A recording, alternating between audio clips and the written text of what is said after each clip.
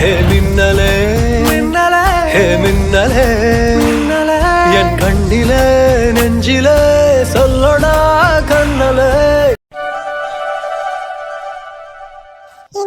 இந்த குச்சி உலகிழங்கு நம்ம கூட விளையாட வராம இந்த குண்டு குலாப் ஜாமுனியை வெடிக்க வெடிக்க பாத்துக்கிட்டு இருக்கு. இங்க பத்தியா, இதுதான் என்னோட குட்டி தம்பி. எனக்கு தெரியவே தெரியாது பாரு. நானும் போன ஜென்மத்துல இந்த வீட்டுல தானே இருக்கேன். அது உன் தம்பின்னு எனக்கு தெரியாதா உருளைக்கிழங்கு? இந்த குட்டி தம்பி எப்ப பார்த்தாலும் தூங்கிட்டே இருக்கான். ஏ குச்சி உருளைக்கிழங்கு, பின்ன என்ன அது உன்னோட வளர்ந்த பேபி நினைச்சியா? உன் கூட பேட் எடுத்துட்டு கிரிக்கெட் விளையாட வரதுக்கு? அது பிறந்த பேபி, அது அப்படிதான் தூங்கிட்டு இருக்கும். ஆனா போமியோ, எனக்கு குட்டி தம்பியோட விளையாடணும்னு ஆசையா இருக்கு. ஆனா இவன் எப்ப பார்த்தாலும் தூங்கிட்டே இருக்கான். இவன் எப்ப எந்திரிச்சு என் கூட விளையாட வருவான்? இது நண்டு குட்டி இங்கதான் உட்காந்துருக்கியாக்கு. நல்ல வேலை உன் அம்மா காரி என்கிட்ட சொல்லிட்டு தான் குளிக்க போனா. லட்சுமி இங்க வரல, புள்ள பக்கத்துல வேற யாரும் இல்லை. இவன் அப்பங்கால பார்த்தாலே புள்ளைய தனியா விட்டுட்டு போயிட்டாவோன்னு காய்ச்சி பிடிச்சிட்டு கத்துவானேன்னு நான் ஓடிக்கிட்டு வரேன். சிம்மு பாட்டி, குட்டி தம்பியா நான் தான் பத்திரமா பாத்துட்டு இருந்தேன். சரி நண்டு குட்டி, நீ பத்திரமா பாத்துக்க வேண்டிய எனக்கு தெரியாதா? என்ன இருந்தாலும் நீ என் டைலரனோட மவளாச்சே. தம்பியை பாத்துக்கிறதுல உனக்கு என்ன சொல்லியா தரணும்? நீ நல்லா பாத்துக்குவ, எனக்கு தெரியும். நான் பாத்துக்கிறேன் சிம்மு பாட்டி, நீ போய் தூங்கு. எனக்கும் காலங்கத்திலேயே தூக்கமா தான் வருது. அதுலயே காலையில இந்த பிபி மாத்திரையை போட்டுட்டா அப்படியே கண்ணெல்லாம் சொக்கிட்டு தான் வருது. ஆனா என்ன செய்ய, உன் அம்மா கழுத்த குளிக்க போயிட்டாலே. அவ நீ குளிச்சு துணியெல்லாம் துவைச்சு போட்டு வர வரைக்கும் பிள்ளை பக்கத்துல போய் உட்காருங்க அம்மாச்சின்னு சொன்னா. அதான் இங்க உட்காரு வந்து வந்தேன். சிம்மு பாட்டி, அதான் பாப்பா இருக்கல்ல, குட்டி தம்பிய பாப்பா பாத்துக்க. நீ போய் தூங்கு. தூங்குங்க, எனக்கு தூக்கமா தான் வருது. ஆனா உன்னைய நம்பி எப்படி விட்டுட்டு போக பச்சை பிள்ளைய? நீ பத்திரமா பாத்துக்கவியாட்டி நண்டு? நான் பாத்துக்குவேன் சிம்மு பாட்டி, நீ போ. சரி நீங்க பாத்துக்கன்னு சொல்றேன். அப்புறம் லட்சுமி வேற இப்ப வந்துடுவா. அவ வந்துட்டானா அவ நேரா வந்து பிள்ளை பக்கத்துல தான் இருப்பா. சரி எனக்கும் பின்ன தூக்கமா வருது, நான் போய் தூங்க. லட்சுமி அம்மா வர வரைக்கும் நீ பத்திரமா தம்பிய பாத்துக்க, சரியா? சரி நான் பாத்துக்க. சரி அப்ப நான் போய் தூங்க. நம்ம குட்டி தம்பிய பத்திரமா பாத்துக்கலாம். அப்பதான் பெருசாயிட்டு நம்ம கூட விளையாட வருவான். அபி குட்டி, இங்க என்ன பண்ற? வா நம்ம வெளியில போய் விளையாடலாம். பிங்கு வரல, நானு குட்டி தம்பிய பத்திரமா பாத்துக்கணும். சிம்மு பாட்டி சொன்னிட்டு போச்சு. ஐயோ அபி, அதுக்கு உன் குட்டி தம்பி தூங்கிட்டு தானே இருக்கான். அவன் எங்க எந்திரிச்சு ஓடவா போறான்? அவன் இங்கதான் தூங்கிட்டு இருப்பான். நீ வா நம்ம வெளியே போய் ஜாலியா விளையாடலாம். ஐயோ இல்ல சுக்கி, நான் இங்கிருந்து போனா சிம்மு பாட்டி என்ன திட்டும். லட்சுமி அம்மா வர வரைக்கும் இங்கேயே தான் உட்காரணும் சொல்லிக்கு. ஐயோ அம்மா வர வரைக்கும் தானே? அம்மா அங்க வீட்டுல வேலை செஞ்சுட்டு இருக்காங்க. அம்மா இப்ப வந்துவாங்க. அவங்க வந்ததுக்கு அப்புறம் அவங்க குட்டி தம்பியை பாத்துக்குவாங்க. நீ வா நம்ம வெளியே போய் விளையாடலாம்.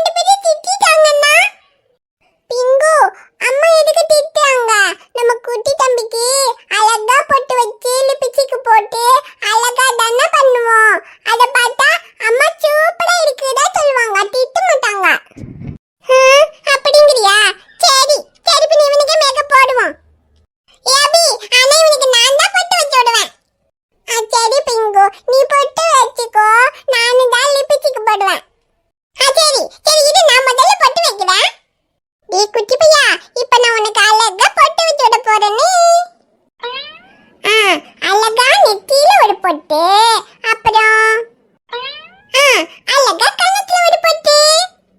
ஏ அபிகுட்டி, இங்க பாத்தியா? குட்டி தம்பி எவ்வளவு அழகா இருக்கான்ல? ஹை, ஆமா பிங்கு, குட்டி தம்பி ரொம்ப அழகா இருக்கா. இனி நானு தான் லிப்ஸ்டிக் போடுவேன். அப்பதான் குட்டி தம்பி இன்னும் அழகாவான். சரி, நீ லிப்ஸ்டிக் போடு, ஆனா கொஞ்சமா போடு சரியா? ஏன்னா அவன் குட்டி பையன்ல. சரி, கொஞ்சமா போடுயா. ஏ குட்டி தம்பி, அக்கா உனக்கு இப்போ அழகா லிப்ஸ்டிக் போட்டு விட போட. ஐயோ அபி, நீ என்ன பண்ணி வச்சிருக்க? குட்டி பையனுக்கு இப்படி லிப்ஸ்டிக் போட்டு வச்சிருக்க? அம்மா மட்டும் வந்து இத பார்த்தா நம்ம ரெண்டு பேரும் அவ்வளவுதான் உண்டி இல்லன்னு பண்ணிடுவாங்க. என்ன தூக்கி இப்படி தொழடா? குட்டி தம்பிக்கு நான் போட்ட லிப்ஸ்டிக் எவ்வளவு அழகா இருக்கு பாத்தியா? இப்பதான் என் தம்பி அழகா இருக்கா. ஐயோ ஏ அபி, குட்டி பையனை என்ன பண்ணி வச்சிருக்க? ஐயோ கையிலத்த வந்தாங்க, நான் எதுவும் பண்ணல, எல்லாம் அபிதான். அம்மா, குட்டி தம்பிக்கு மேக்கப் போட்டு விட்டேன். என்னது, குட்டி தம்பிக்கு மேக்கப் போட்டு விட்டியா? ஐயோ வாயில லிப்ஸ்டிக் போட்டு உன்னை இன்னைக்கு என்ன பண்ற பாரு அபி. ஐயோ அம்மா அடிக்க வராங்க பேபி. ஏ அபி நில்லு, இன்னைக்கு உனக்கு என்ன பண்றேன் பாரு. ஏய் மெதுவா, எதுக்கு இந்த ஓட்டம் ஓடுற? ஐயோ எங்க அந்த அபி இருக்காளே, அவ என்ன பண்ணா தெரியுமா? அவ என்ன வேணா பண்ணட்டும், அவ சின்ன குழந்தை தானே. அவளை தடுத்துறதுக்கா இவ்வளவு வேகமா ஓடி வர? இப்படி ஓடி வந்து கீழே விழுந்து கால் உடைஞ்சு போச்சுன்னா அப்புறம் அதுக்கும் நான் தானே ட்ரீட்மெண்ட் பார்க்கணும். என்ன டாக்டர் சார், இப்போ உங்களுக்கு நான் கீழே விழுந்து என் காலோட இருந்து பிரச்சனையா, இல்ல அதுக்கும் நீங்க தான் ட்ரீட்மெண்ட் பார்க்கணுங்கிறது பிரச்சனையா? ரெண்டும் தான் மேடம் பிரச்சனை. ஏன்னா அங்க இல்லனாலே ஹாஸ்பிட்டல்ல ட்ரீட்மெண்ட் பார்த்து பார்த்து வீட்டுல வந்து பொண்டாட்டி கூட இருக்கிறதுக்கே நேரம் கிடைக்க மாட்டேங்குது. ஆசையா பின்னால சுத்தி காதலிச்சு கல்யாணம் பண்ண பொண்டாட்டி கூட இருக்கிறதுக்கு கிடைக்கிற நேரமே கொஞ்சம். அதுலயும் நீங்க ட்ரீட்மெண்ட் பார்க்க விட்டுட்டீங்கன்னா நான் என்ன பண்ணுவேன்? அதுக்கு அங்க ஹாஸ்பிட்டல்ல என்னதான் வேலை இருந்தாலும் பொண்டாட்டி கூட இருக்கிறதுக்கு கொஞ்சம் நேரம் ஒதுக்கணும். அதுதான் முடிய மாட்டேங்குதே. அங்க ஹாஸ்பிட்டல்ல வேலையே சரியா இருக்கு. இதையெல்லாம் நினைக்கும் போது பேசாம கல்யாணத்துக்கு முன்னால எந்த வேலையும் இல்லாம ஜாலியா சுத்திக்கிட்டு இருந்தோமே, அப்படியே சுத்தி இருந்திருக்கலாம் போல. ஏன்னா 24 மணி நேரமும் உன் கூடயே இருந்திருக்கலாம் பாத்தியா? அப்படியே இருந்திருந்தா இப்ப 2 குழந்தைங்களுக்கு அப்பா இருக்க முடியுமா? எதுக்கு 2 குழந்தைங்க ஆகணும்? பேசாம நம்ம 2 பேரும் அப்படி லவ் பண்ணிட்டே இருந்திருக்கலாம் ஜாலியா. அதை விட்டு கதையை மாத்திர கான்செப்டை மாத்திரன்னு சொல்லி நம்மள இப்படி ஆக்கிட்டாங்களே. ஆமாமா, நம்ம 2 பேரையும் லவ் பண்ணிக்கிட்டு இருந்தா பாக்குறவங்களுக்கு போர் அடிக்காதா?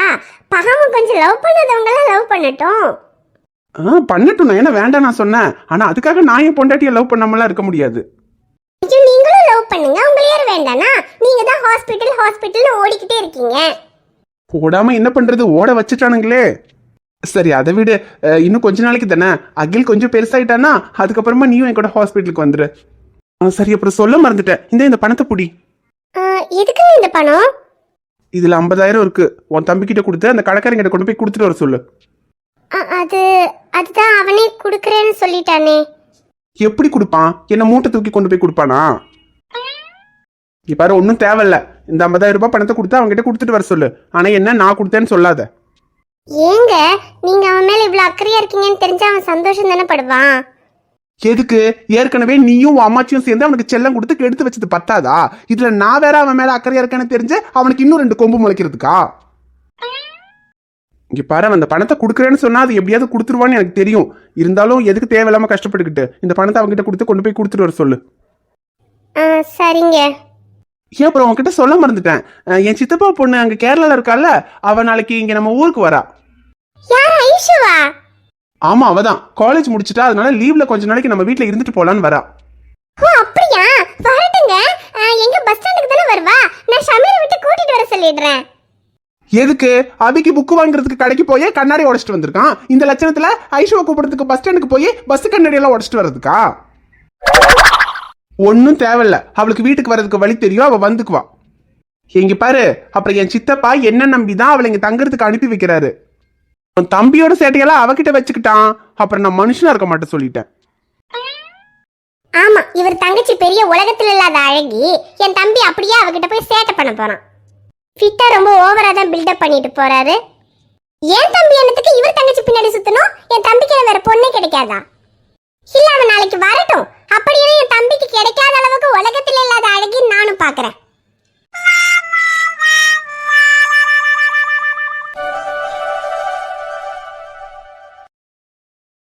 அட என்ன தம்பி ரெண்டு பேரும் சொல்லாம கொள்ளாம வீட்டுக்கு சாப்பிட வந்துட்டீங்க. சொல்லியிருந்தா நான் ஏதாவது நல்ல குழம்பு வச்சிருப்பேன்ல. ஐயோக்கா, நீங்க வைக்கிற எல்லா குழம்புமே நல்ல குழம்பு தான், ஊத்துங்க. ஐயோ அது இல்ல தம்பி, நீங்க வரீங்கன்னு தெரிஞ்சதா கறி மீன் ஏதாவது நல்ல குழம்பா வச்சிருப்பேன். வீட்டுல இருந்த 4 வெண்டைக்காயை போட்டு வெண்டைக்காய் புளி குழம்பு வச்சிருக்கேன்.